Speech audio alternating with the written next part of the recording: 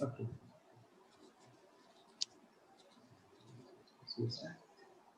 Okay, a very good evening to all the viewers and listeners to this CYRUNS Endurance Talk Show 3, and I wish each one a very happy National Sports Day on the occasion of birthday of Major Dhyan Chand ji.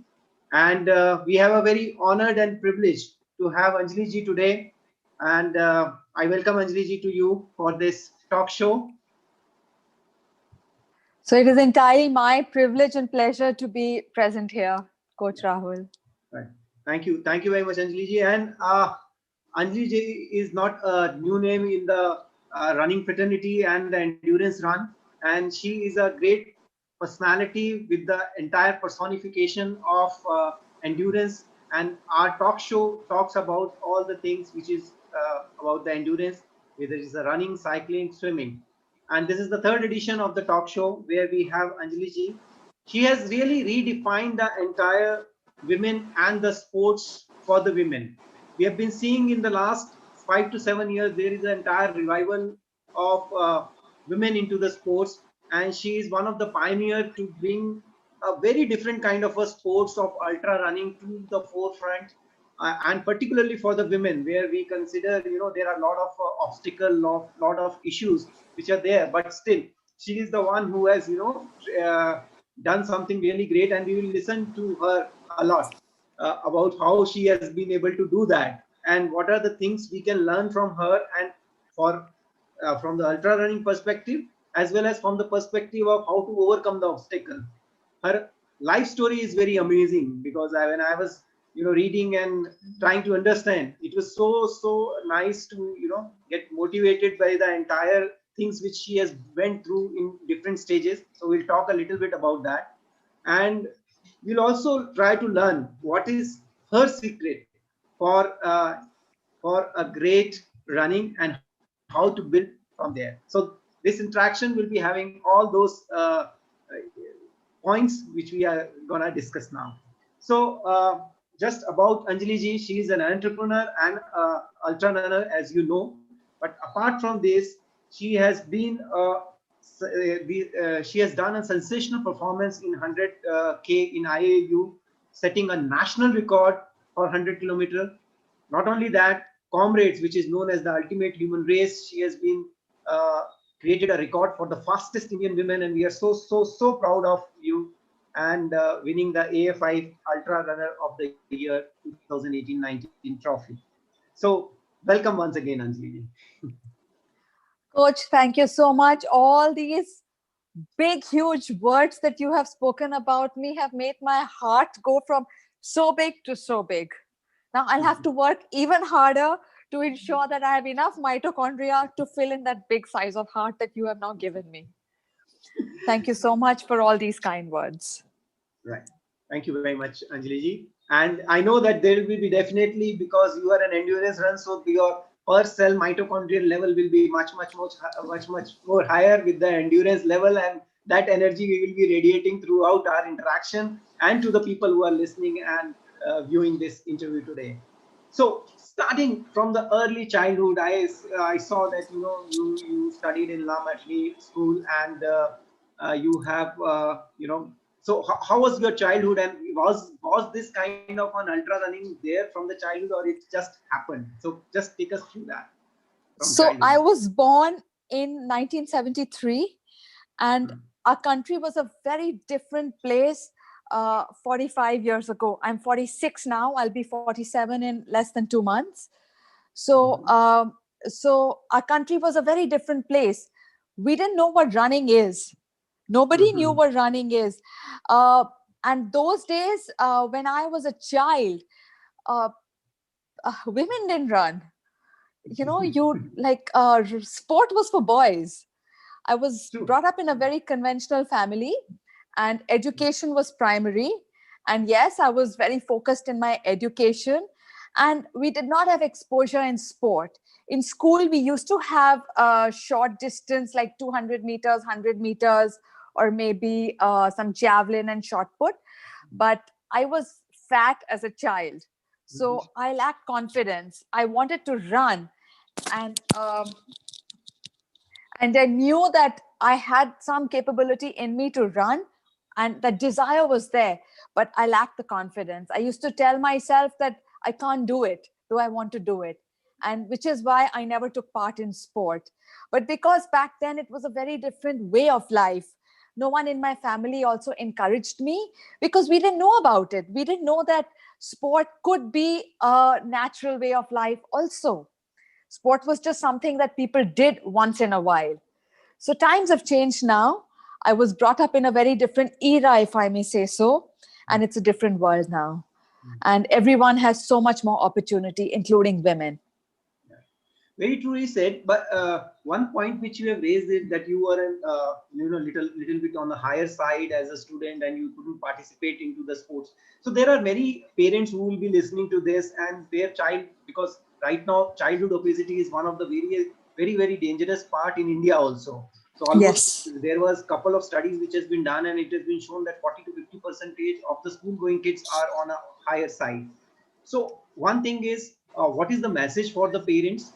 And second thing, if have you faced any kind of a discrimination or any kind of a issue as a fat child, and how to overcome that? If some child, if you can throw some points on that, because most of the time child feel ki, Arey, I'm a little bit on a higher side. If I go, people will make a fun of me. My friends will make a fun of me, and for that inhibition, they don't come out. So these two things for the parents and for the kids. What would you like to say? So as a child, my family members, like I had one, means I have a brother and a sister and my parents, okay? And I lived in a joint family. Back then, our living structure was different. We had large families, my father's entire family, we all lived together in one house. So we were like 25, 30 people in one house. There was no discrimination. I was fat because I love to eat, but no one put me down or mocked me because of that. It was my own lack of confidence which built up in school. But that awareness was not there that, yes, even though I am heavy, I can do sport. Because at that time, if you were fat and you felt shame, you kept it to yourself. So, what I would tell the parents now is if there is any shortcoming you see in a child, you must approach it, you must talk about it. And like, suppose a child is shy of something or feels ashamed of some aspect of his life or her life, as in maybe they are fat or not good in some studies, well, it doesn't matter. You have to encourage the child, because your physical shape does not define you. How good you are in academics does not define you. So there is nothing to be ashamed of. A lack of confidence can ruin a person. And as parents, it is our duty to ensure that our children are confident. So at that time, I lacked confidence. And it didn't end there. When I was in my 40s, even then I lacked confidence. So I wanted to run. And I told my daughter that I want to run. And she said, Mom, you should run, you'll win. And I got angry. I said, you're mocking me. Why? Because I lack confidence. So this lack of confidence is something that continues. So I would urge all parents that you must ensure that your children grow up confident. It's not important to be the best swimmer or the best athlete or the best student in maths or history or geography. What's important is that you have to be a balanced, confident person. So wonderfully shared, that this is how we have to build our kids into the confidence. So how this transformation has happened? So what is that one point, that eureka moment, when you find out that you are meant for running, or how this transformation has happened? Does it happen slowly and gradually, or you just find out one day that you are born to run? I think it happens the moment you decide to face your fears. uh, as a child, I was afraid. All through my life, I was feeling ashamed of my heaviness, of my fatness, and I lacked confidence. Even when I got slim and I lost that weight, I was still not confident. But but the day my daughter encouraged me to run, she said, Mom, what is the worst? You won't finish the race, leave the race. At least you know that you have done what you wanted to do. So when she encouraged me and she made me realize that, yes, there is no shame in losing because I'm running for myself. The moment I was ready to face my fear of losing, face my fear of not being good enough, that is the moment my world changed. That is the moment I went for the race, and that gave me confidence because I registered. And when you register and you commit, then you do it. But that is a step that only you take once you know that you have crossed that boundary of fear. So I think embracing your fears, because beyond fear is always victory. Victory need not mean a podium. It means overcoming whatever you were being held back by.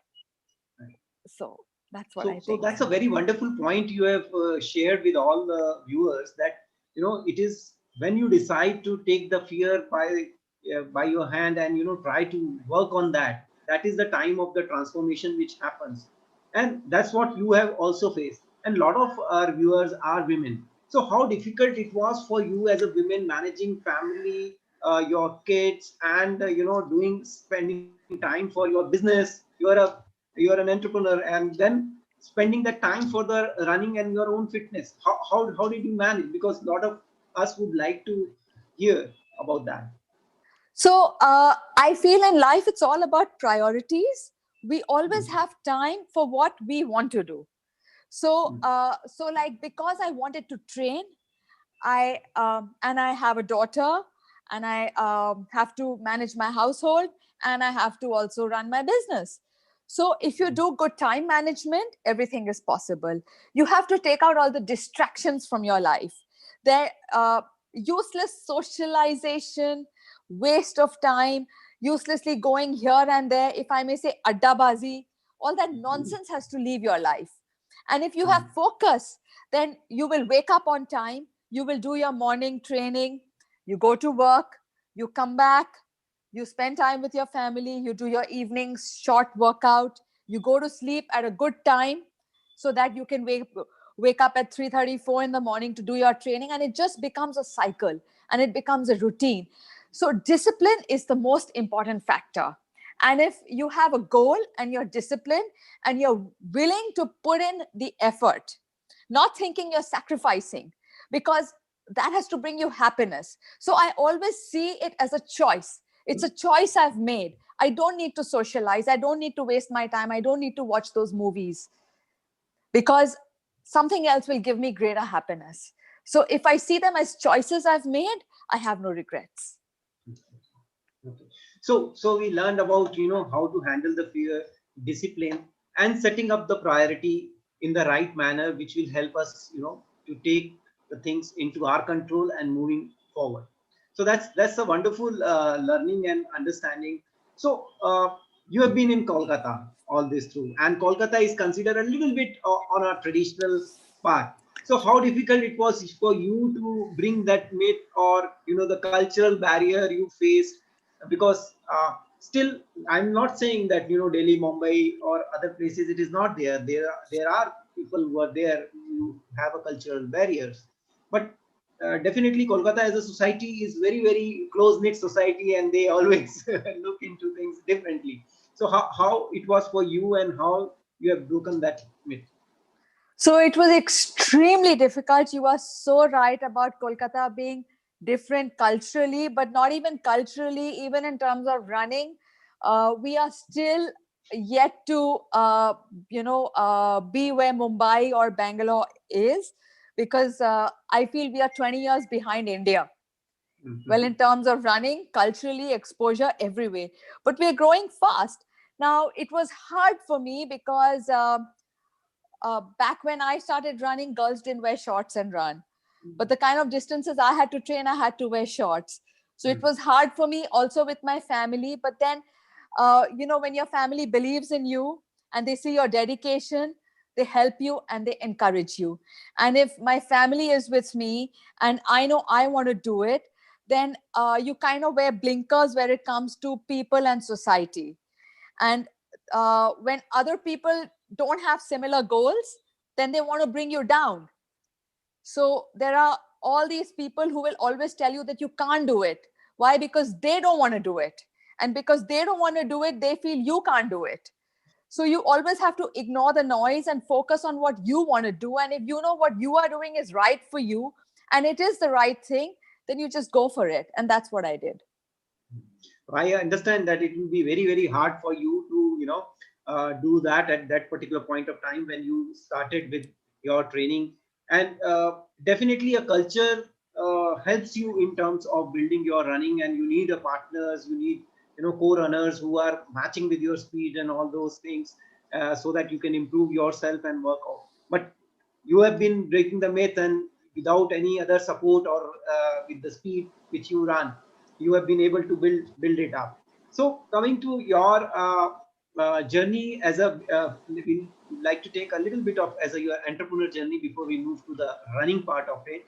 So how Anjali ji as an entrepreneur is? So I own and I manage a medical diagnostic center, which is now around 19 years old. And this I set up in 2001. And yes, it is an integral part of my life. I will not say that my work is my life. No, my life has a lot more people in it, a lot more things in it. My daughter, my husband, my parents, and my running. So work is very important because running is not my livelihood as much as I would want it to be. But unfortunately, in our country, especially ultra running, is not, well, it cannot be anybody's livelihood. So my livelihood is definitely my business. And if my business won't flourish, then I doubt I can run, because that is what funds my life. So work is worship, and that is how it is. So one thing which we know from you is that, there has to be a balance between the running part and the work part, right? Most of the time, uh, when the runner goes to the work, they are thinking about the running, and when they are running, they are thinking about the work. So sometimes it does happen, and there is a lot of conflict. I have seen a couple of runners and more runners who have this kind of a conflict. They wanted to do something into the running, and so their work is, they couldn't balance that. So it's a very, very strong minded that required, and I think as a runner we always get that strong over a period of time, that endurance has been built up, that how to dissect and how to give the priorities to the things. So very well point which has been raised.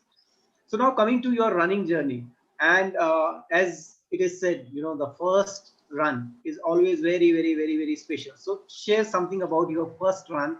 What is the feeling? What did you felt after that? And we would like to hear that. So my first run was a half marathon in Calcutta. It was the Airtel Run for Education. And at that time, I was supposed to run a 10K, but my daughter convinced me to do a 21K. I did not have training because I didn't know anything about running, but I just knew I wanted to run. And I didn't even know that a half marathon is not a marathon. This was in 2015 November. And when I went to sign up for it and get the bib, the person who was handing out the bibs knew me. He said, Anjali, you can't do a 21K. It's too much. Please do a 10K. I said, no, I want to. So he said, no, you will get hurt and you won't be able to do it. He called up my husband and he said, I can't give your wife a 21K bib because she won't finish it. It will really cause a lot of problem. So I got angry with him. I said, no, you have to give me that bib because I want to run 21K. He was reluctant, but of course he gave it to me. And when I went for the race, I knew nothing. But I feel that running as a sport is so wonderful that it includes everyone and anyone. And when you're running, people around you will always support you and help you and cheer you on. So whoever was running along with me was so supportive. And it was the first time I was running a 21K. I'd not even trained because I was totally raw. And I love the feeling of distance, and it was doing things to my mind. Of course, my body was hurting, but it was doing things to my mind which normal life didn't do. My mind was going to places where I think normal life won't take me and normal thoughts won't take me. And I was connecting very deeply with myself, and that is what I enjoyed. And I could read my body. I was talking with my body and I was talking with myself. And I feel these are things that I feel also when I run longer distances. And that is what drew me to running. And that is the magic I felt when I was running that 21K. Needless to say, when I finished, I was cramping really badly and I was in a lot of pain. But yes, I enjoyed that very much. Okay, that's wonderful. So in the first run itself, you get into the some people say, runners says that they get into that meditative mode during the long runs, and that so that experience you had into your very first run, and then that's what made you to go for a higher distance from running to a half marathon to running 100 Ks, right? And definitely it is all about running is a pure bliss, as most of the runners feel over a period of time. When they run for a longer distance, they become one with their body, and their body moves automatically, and that's what it happens. So very nice. So what was your timing in the first run? Our viewer would like to know about the first half marathon. I think it was 155 something. Wow, that's incredible. 155 in the debut marathon is very amazing timing, and definitely as a woman, it must be a great timing there on in the race. Yeah. So I came third overall women, and the first two girls were girls from Sai. And Okay. I didn't care. I was happy I'd finished. I didn't know that I'm going to come third or get a podium. See, a podium is always meaningless to me. For me, what is very important is that I enjoy the run and I do the time that I've trained for. Of course, when I ran the first half, I had not trained, so I had no idea. But after that, I train and I run. And for me, winning is when I can run the time I've trained for. If that happens to get me a podium, so be it. But I don't think it makes sense to chase a podium. Okay. Perfect. So after the first run, when did you feel that you require now a structured training, because your first marathon has happened, and most of us who are runners, and our first run is always most of the time without training. We don't, we go to the school 12 years we spend in, first we spend 3 years in kindergarten, then we go to 12 years into the school, then 3 years into the college, 4 years into the college, and then we get a job and we start, and that's how we learn. But when it comes to the running, everybody thinks that running is something which is very natural and we can just go and run like that. And most of us, running happened like that. We didn't train. I went for my first run for 7 kilometers. It was without training. I just went and did the run. Even after that 10 kilometer, 21 kilometer, I didn't feel that I need a coach or I need something to learn. But there is a lot of things. Once I become a coach, I know that it's a lot more efforts, and there are a lot of structures need to be done. So when did you felt that you need a coach, or you need a guidance, or you need a structured training? Immediately after the first run, or it happens a little later? No, it happened a little later. So in November, I did that half marathon in Calcutta. And then my husband and I both thought, oh my God, you finished it and you did a 1 hour 55. At that time, 1 hour 55 seemed like a really nice time. So then next month, there was the GRM happening, Goa River Marathon. So my husband said, why don't you go and do that? Because maybe this was a fluke. Even I thought it's a fluke. So then I went and ran GRM, and GRM is harder than Calcutta, right? Because it's hilly. I got the same timing. So we were very excited. Then my cousins forced me to run. That time it was Standard Chartered Mumbai. It was not TMM, it was SCMM. So it was too late, because in January I applied for a bib, but then registrations had closed. So then I bought a charity bib and I started right from the back, which is coral, whatever the last is, right at the back from where the charity bib starts. Yeah. And at that time, I had no expectations of any timing. Or now Mumbai was heaven. Like I dare not think of doing thinking of a podium of Mumbai. Me coming from Calcutta, knowing nothing about running, I didn't even know what gels are. Okay, and I'm starting right from the back with no expectation, nothing. So when I was running, when we are coming back on Marine Drive, they have a music band playing just before Trident. So I stopped and I was dancing there, because I'd never seen so many runners and so many people and so much of activity. It was like a huge big race for me, though I was running the half, but the half is also a very crowded race, right? So I was dancing out there. So that was my third half marathon, and I landed up with a 144. Wow. And I came second in my age category. Hmm. And the lady who'd beaten me was a white lady. Mm-hmm. So I felt really good. Then I thought to myself that if I have done well in Mumbai and with negligible training or no training, no structured training, I have cut my time from 155 to 144 in less than 2 months, then I need to train properly. That is when I thought that now I should think of running a full marathon, and I want some proper training. So that is when the change came in my mind. Wonderful. So that's a great part. So once you in the Bombay definitely is always a mecca of running Mumbai marathon. I did my first full marathon there only, so I understand the kind of you know the crowd support and the arrangements and the marine drive and then going on the sea link. It's all a pleasure to run in Bombay, and then Bombay made you realize that you are meant for this. Probably, yes. Yes. Okay. So from Bombay, then what next? Then what? How did this Bombay half turn into your full marathon? And then how did that full marathon turn you to ultra? What is the story So behind that? so what happened, I'll tell you in a nutshell.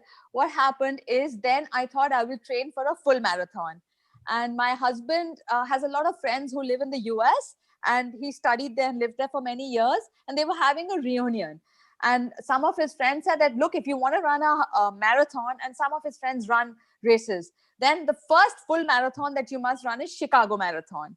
And we were supposed to visit his friends and go for a reunion there. So then I said, okay, fine, I'll run the Chicago Marathon. This was October 2016. And that is when I signed up for Chicago, and I got an entry because they have a lottery, but I got in. And then I didn't know how to train. Now, how destiny and fate work.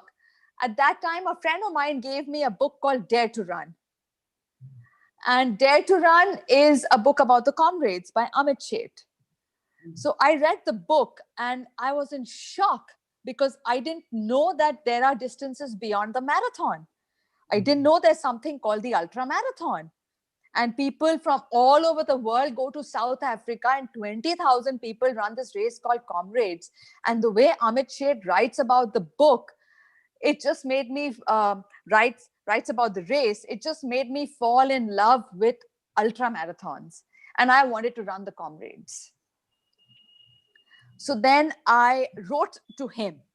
I read his book and I wrote to him that I cannot, means I don't have words to thank you for the book that you've written, because it has changed my life, because I want to run the Comrades. I have not even run a full marathon, but I want to run the Comrades. But I don't know how to train for a full marathon, let alone a Comrades. So he is the person who helped me and guided me as to how to train for a full marathon. And I ran the full marathon, and I had a goal for myself. I said I will do a BQ in my first marathon. But with his guidance and training, I ran my first full marathon 7 minutes better than my BQ. No, 8 minutes better than my BQ. My BQ time was 3:45. I ran 3:32.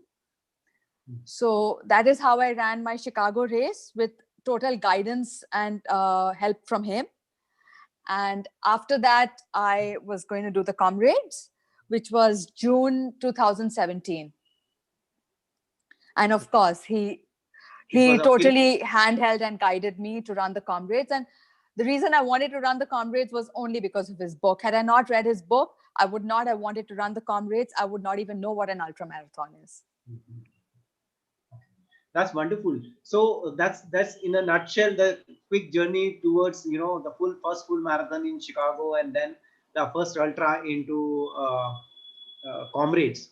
So what are the key training aspects if somebody who is right now a woman or a man who's doing a half marathon till the half marathon 21 kilometers? What are the key training principles you would like to share so that they can graduate to marathon and to the ultra marathon as an experienced person who has traveled through that journey? So I feel the first most important factor is that we have to set realistic goals. which we keep modifying as we train, depending on how our training comes along, because sometimes you get injured or life circumstances are such that we cannot train the way we wanted to.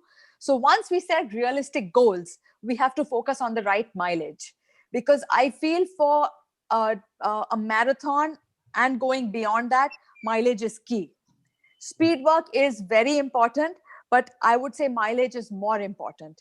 If we only do speed work or focus on tempos and on speed work, I think it will limit our capability immensely. But if we focus on mileage, so I follow the 80-20 principle, where I do 80% easy running and 20% speed work and tempo. So mileage would be very important. Along with that, it is very crucial to do a certain amount of speed work, tempo work, and especially for women, strength work is as important as running. And for women at my age, I'm 47 nearly, but above 40, even if you have to switch one run for a strength training session, it's worth it. Because if you don't have the right amount of strength in the right muscles and your joints, if you get injured, it is going to put you back in ways that you cannot even imagine. Having said that, nutrition and hydration are the foundation, along with rest. Sleep is very important. Eating right is very, very crucial. And it is not about the number of calories only. Number of calories, honestly, I don't count. I see the nutrition in the food. And people follow various diets, whatever works for whomever. But it's very important to have a balanced diet, and nutrition is very important. So if one keeps all this in mind, then they can conquer whatever distance they want to. So that's a very wonderful point, that we need to take care. And moving for marathon and ultra marathon, there has to be a very consistent in terms of training. So what is your a typical weekly mileage when you are training for a marathon? And if you are training for an ultra marathon, what would be your typical weekly mileage? I would like to know that. So if I'm training for a marathon, I would start at maybe 80-90K and go up to 130. Okay. And if I'm training for an ultra marathon, I would do around 160. 160 per week. Okay. Yes. That's And certain weeks, I will take, like I will maybe do a little more, but then I will do a lot of easy running. Means when I do 160K, I don't really exert myself. It's more about just building up miles. And all that quality work and tempo work and all, I will do when the mileage is slightly less. Because certain weeks I feel are like base weeks where you just build up mileage. Because that is what is the fundamental of endurance running. Because yes, it's good to do speed work, good to do tempo work, but mileage is the base. So do you follow a plan that 3 weeks you increase the mileage and then 1 week you take a less mileage, or it's how do you plan the entire if suppose for example there are 12-week, 18-week plan for the marathon, some people start with the 22 weeks. So what is your, suppose for an example, if you are aiming for a Mumbai marathon, so you start 18 weeks before or you start 20 weeks before? How do you do, and how is your, because our listeners and viewers would like to know from you that how does they increase the mileage? Somebody who is at 50-60 kilometer, right, he or she needs to move the mileage. So how does it goes, like it keeps on Okay. going, or how do you do it? So what I suggest is to have a good training plan and to follow a training plan. Now, most training plans will gradually increase the mileage, and they give you 3 weeks of consistently high mileage and then generally reduce the mileage for 1 week. So that's a good thing to do, because the body needs to adapt. And if you do a cut down week, then the body can adapt better. So based on the plan, that generally works. And of course, you have to keep adjusting the pace, because as you do consistent good mileage, your pace improves. So like typically, if I don't have to run an ultra marathon in between and I can train for a marathon properly, I'd say I'd take around 16 weeks for 4 months or maybe 5 months also. And the first two two and a half months, I'll just do easy mileage. And then slowly I will increase the mileage. So for someone who's doing, say, 50K in 1 week, and they are, say, 12 weeks out of the final race, I would suggest don't increase your mileage more than 10 to 15% every week. And then the fourth week, just go back to your 50 mileage. And then in the fifth week, you can increase it again. And then you can keep on taking it up to 80, 90, 100. And very soon you'll feel that after your break, like post your race, like what I do post a race is I take 2-3 weeks total off. I don't run. I do cross training, or I do nothing also. So then when you start back, it's easier to start at a higher mileage. So the average mileage that you can start off after your race would be probably 65, 70. If you've consistently built up from that 50K to your race. Okay. Okay. That's a very wonderful input on all those viewers who are listening to this and viewing this. They will be definitely enriched with this mileage part, because that always remains a question. And as you have already said, that 80-20 principle you apply, 80% of will be an easy runs.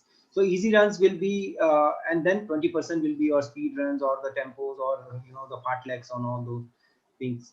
So there are a lot of other questions about the heart rate and the heart rate variability and the heart rate based training and on math method.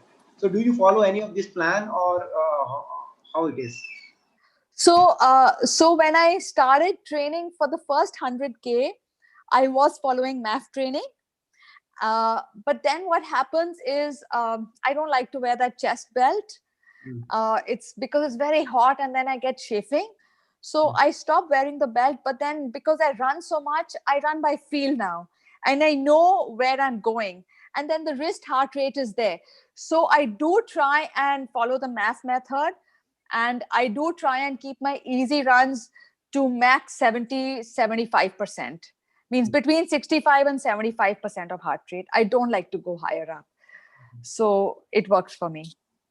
Okay. That's very, very, very nice input for all. Okay. So now those who are looking into the heart-based training, they also need to look into their individual, because some people already have a very high heart rate. At the resting heart rate is very high, right? So what is your advice for those people? Sometimes they have a very high resting heart rate. So I feel a high resting heart rate means lack of recovery. So that means one is exerting themselves too much. Maybe that person needs to slow down in terms of running or other activities. Stress also plays a very huge part in life, and that also increases the resting heart rate. So diet also does, because if your diet is more sattvic or pौष्टिक, I feel the resting heart rate will be better. You have to drink enough water, and most importantly, get enough sleep. So if life is a little more balanced and you slow your runs down a bit, because see, running is not something that can be forced. I might want to run at pace of 4. Maybe I'll do it for 100 meters. But if I can't do it and I keep forcing myself, I will burn out. That training run will be a wasted run. I will end up with a high resting heart rate. So pace comes gradually, speed comes gradually, and we have to just follow the process and enjoy the journey. And we have to get joy in every single run that we do. So forcing fitness or forcing a certain type of time out of a run is pointless. So I just feel that if proper recovery is done, then resting heart rate will be low. So what I do every morning, I check my resting heart rate. And if it is maybe 5-6 beats higher than what it normally is, then even if it's a hard run that I planned, I don't do it. I totally let myself be guided by my resting heart rate. That's very superb point. And all the viewers, please make a note of this point, that it's all about, following the plan. And if you find that there is a increase in the heart rate or anything which is not in the sync, then you need to modify your plan. And there is nothing wrong in modifying the plan. There is always a next day to run, right? So we need to look into our body. We need to take a proper rest, and we need to ensure that we will be going into the right direction in terms of our training and the goal which we have set for ourselves. So now, about your national record of 100K. So that's something everybody would like to hear. So when you went for this 100K IAU meet, so how was the training? Were you confident that you will beat the national record before that, or it happened and then in the middle of the race you find that okay, I'm somewhere near, or did you know, okay, this was my target and you have achieved that? So how was it? So we would like to hear that story. So what I'll tell you is going to be a big dampener on what you said, because it was nothing like that, nothing as glamorous and wonderful as that. So both the records are mine. So the first record of an Indian woman doing 100K is mine, which was in 2018 in Croatia. And then I broke it last year in Jordan.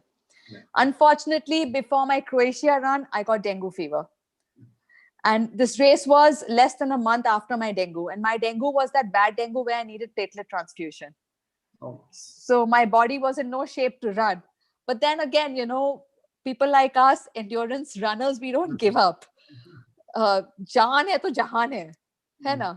So I just ran with negligible training, because at that time, now I got to know of the race in July, and the race was in September. So July 3rd week, I got to know of my Croatia run. So I just had August to train for it, and August I got dengue.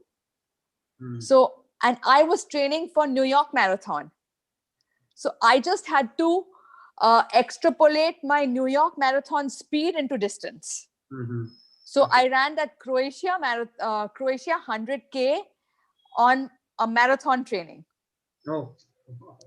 Okay, so it was not glamorous. Now, when I ran in Jordan last year, 3 months before the race, I got a stress fracture in my femur. Sorry, in June. My race was in November. And then for 2.5 months, I could not run. So for Jordan also, I got basically 9 weeks of training. 9 weeks is like just about 2 months of training. 2 months is not enough after such a long gap. Right. True. So when I went in for the race, I didn't know how I'm going to run, but I knew I'm going to run.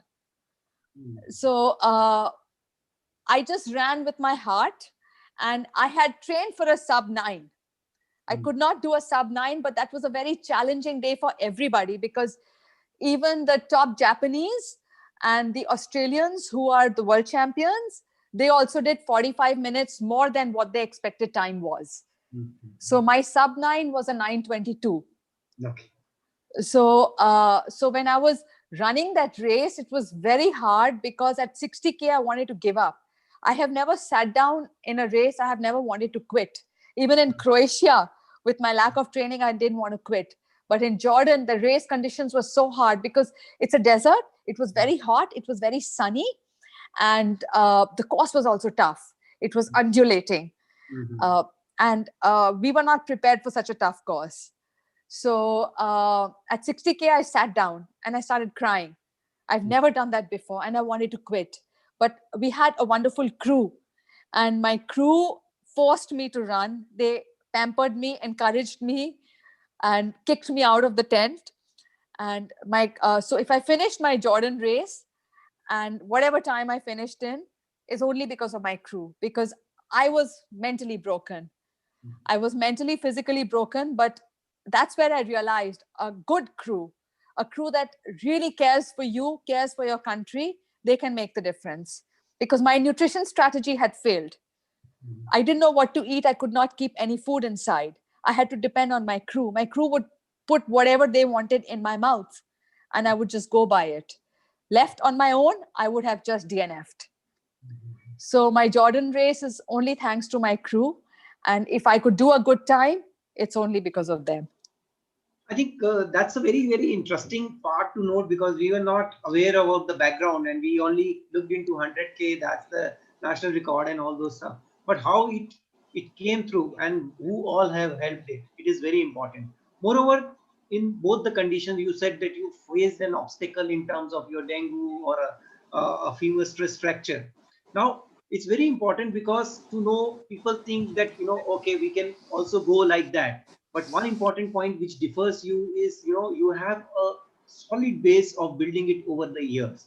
And that's very important. And when we started with the mitochondria, these mitochondria are already there. They don't go away in 2 months. So you have that muscle memory which has always been there, and that gives you more confidence in terms of, yes, you are able to do it. And then definitely the support of the crew and the other things.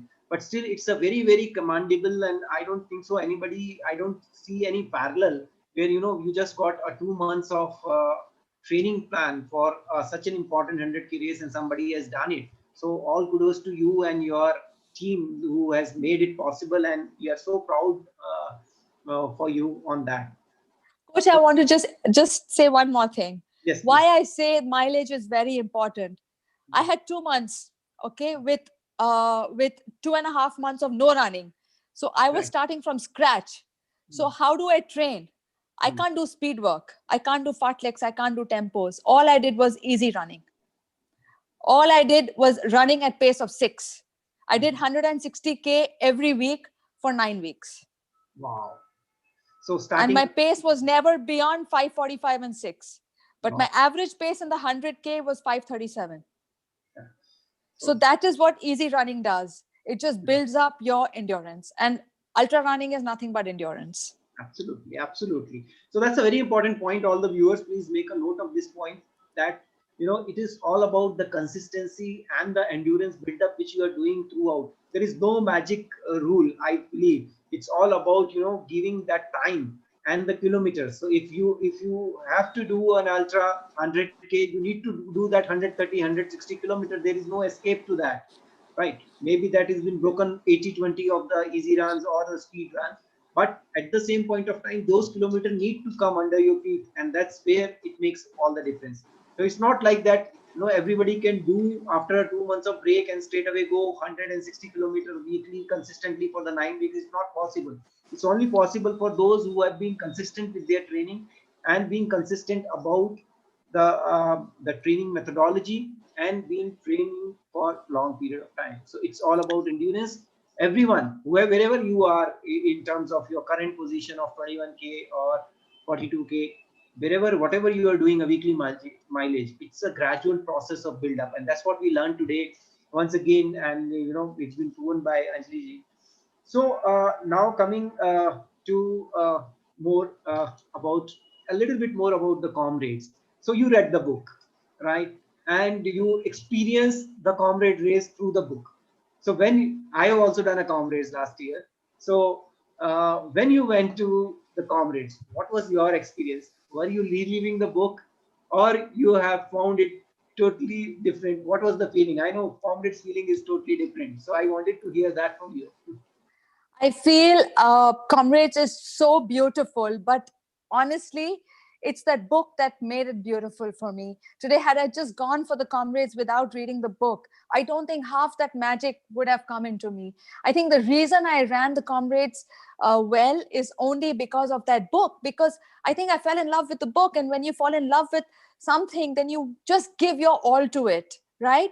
So because I just fell in love with that with the way he wrote about the race, that I've every part of that race, every part of the route was imprinted in my mind. Every pain that I would feel, I knew, because he describes everything so beautifully. Yes, when I went there, I was in shock because, see, we are from a very different culture, different country. It's a very different place. The people are very different. And the race is it's so magnificent, but it is also intimidating. And yes, I'm little small and the people there are huge. So when I went to my corral and the start line, I was like this small little thing, and I got scared because all these big huge men were like kind of squashing me. And I thought that they look so strong because they're also very naturally they're very muscular, and we Indians don't have that kind of a body. So it is intimidating. So initially I thought that maybe I will not be able to keep up, but then I said, what the hell, it doesn't matter, I'm here to have fun. And it was as beautiful as the book described it. And yes, if I could go there every year, I would do it. No, that's the word every comrade marathoner says when they go one. They say ki it's so magical, it is so magnetic, right? Everybody wants to come there year and again. So first somebody goes, they say okay, it's once. Second, okay, back to back लेना है, उसके लिए जाना है. Third time, oh yeah, this is a nice thing. We need to keep going there. So there are a lot of people who get attached to the comrades, and it's such a beautiful, beautiful, beautiful map. Right. So we have already covered couple of things about the nutrition and a diet. Right. So now there are a lot of things about vegan, being a vegan, or the balanced diet. So how does everybody definitely has to find their own perfect food in terms of that. So what is your balanced diet? We would like to know a little more about your balanced diet. What do you take? Like what is a typical day in the morning training day? You get up. Okay. What do you do? What is the Okay. first thing which goes? So I'm vegetarian, and now I am leaning towards veganism. But the reason I'm leaning towards veganism is because I have breast tumors. And my doctor told me that maybe I have to reduce the inflammation in my body. And it's helping me. So I feel veganism is something that people could explore if they feel that they want to reduce inflammation. So a typical day in my diet is when I wake up in the morning, I'm a tea addict. Of course, I have black tea and I drink too much of it. I'll have like 2 cups of tea in the morning, and then I'll have a cup of coffee also, and then I go for a run. So I'll wake up at 4 o'clock if my run is at 5:30, because I need at least 1 to 1.5 hours to really warm up and drink tea. I'll drink it slowly, and and I have a banana pre-run, and maybe some oats depending on the length of run or if I'm hungry. Post run, I have a protein shake. There's this brand which I really like. It's called Supplicent. And I've been consuming their protein shakes for more than a year.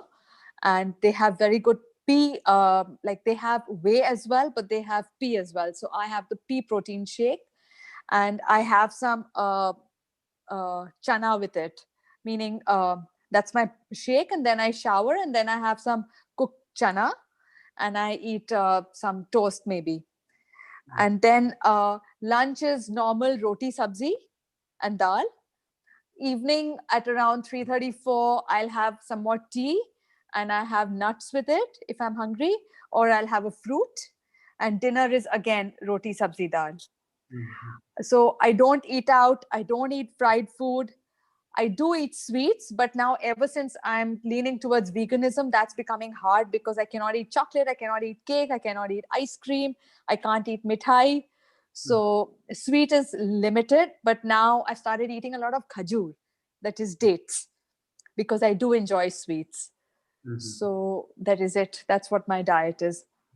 That's very pretty simple diet which you have shared, and generally with your caliber, everybody expected that what is your secret magical formula in terms of the diet, because diet is something. But yes, it's very clear that if we keep it very simple, if we keep it nice, homemade, home cooked food, and with the basics of the balance of the protein, fats, and carbohydrates, we can be able to do it. And definitely, veganism is something which everyone can try.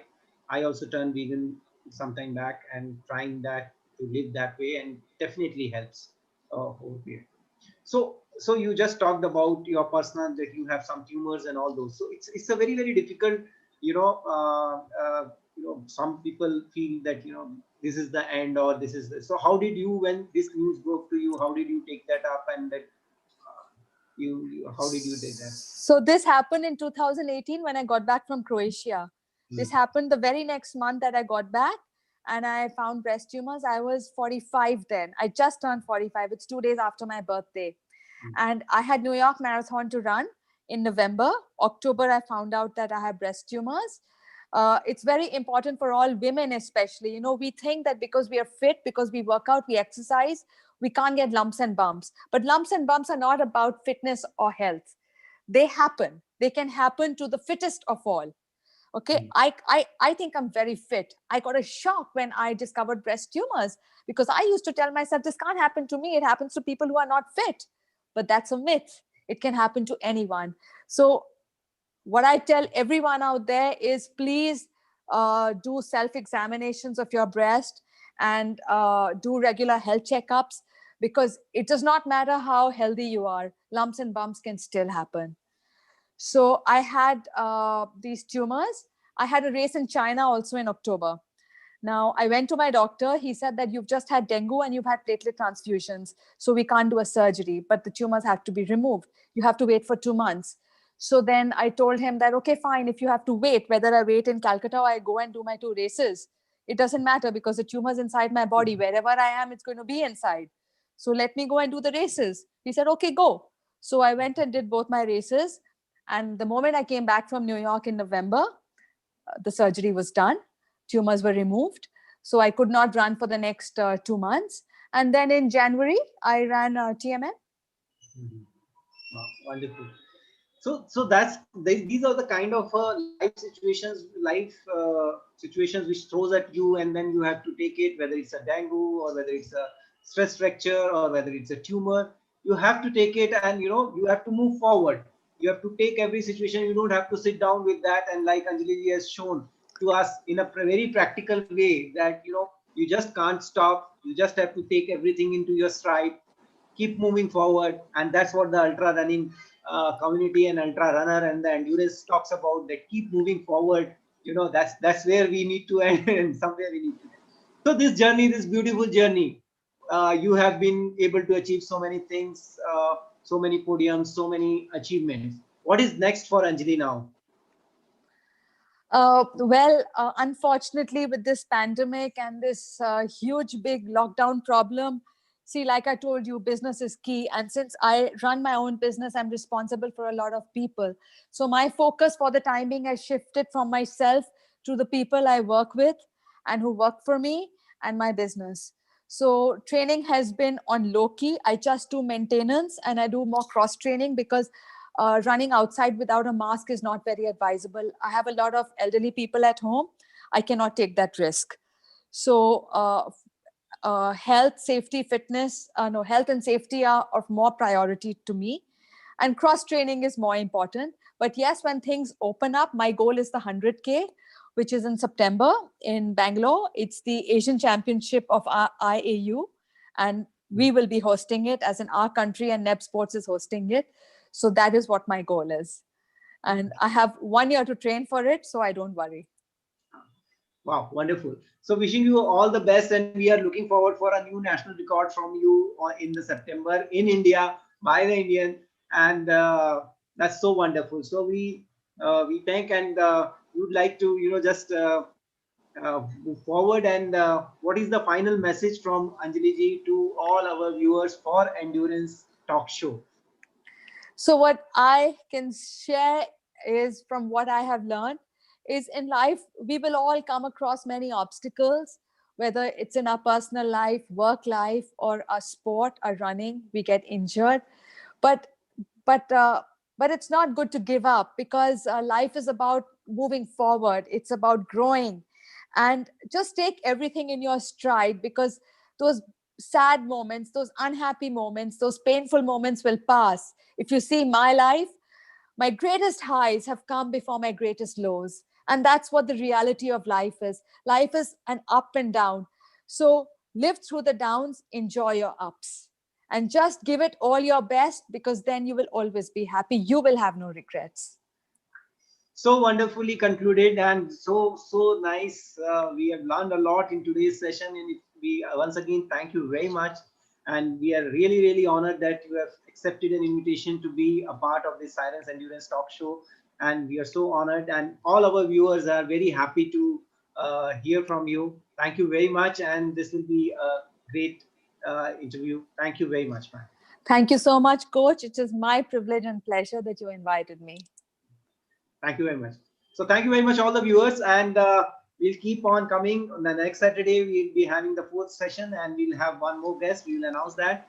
And Anjali ji, once again, thank you very much for this wonderful. My privilege. Thank you. Thank you. Thank you.